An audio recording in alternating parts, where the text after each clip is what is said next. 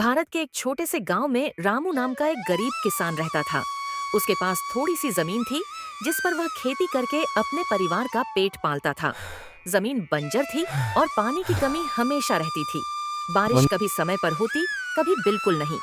ऐसे में उसकी फसल या तो बहुत कम होती या पूरी तरह बर्बाद हो जाती।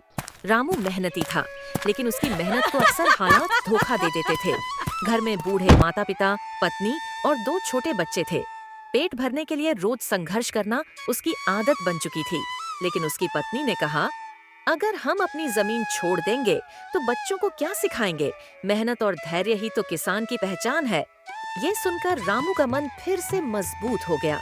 उसने गांव के बाहर पहाड़ी पर जाकर छोटे छोटे गड्ढे खोदने शुरू किए ताकि बारिश का पानी उनमें ठहर सके। दिन रात मेहनत करके उसने कई जगह जल संग्रहण के गड्ढे बना डाले। लोग हंसते थे, लेकिन रामू चुपचाप काम करता रहा। कुछ महीनों बाद जब बरसात आई तो गड्ढों में पानी भर गया। धीरे धीरे वह पानी जमीन में रिसकर खेतों को नमी देने लगा। रामू ने उसी पानी से सब्जियां और अनाज बोया। आश्चर्य की बात यह हुई कि उसकी फसल लहलहाने लगी, जबकि दूसरे किसानों के खेत अभी भी बंजर थे। गांव वाले हैरान रह गए। उन्होंने पहली बार देखा कि मेहनत और लगन कैसे असंभव को संभव बना देती है। धीरे धीरे सब किसान रामू से प्रेरणा लेने लगे और अपने खेतों में भी पानी रोकने के उपाय करने लगे। रामू अब सिर्फ अपने परिवार का पेट नहीं पाल रहा था, बल्कि पूरे गांव के लिए एक मिसाल बन गया। उसका नाम दूर दूर तक फैल गया। लोग उसे मेहनती किसान कहकर बुलाने लगे।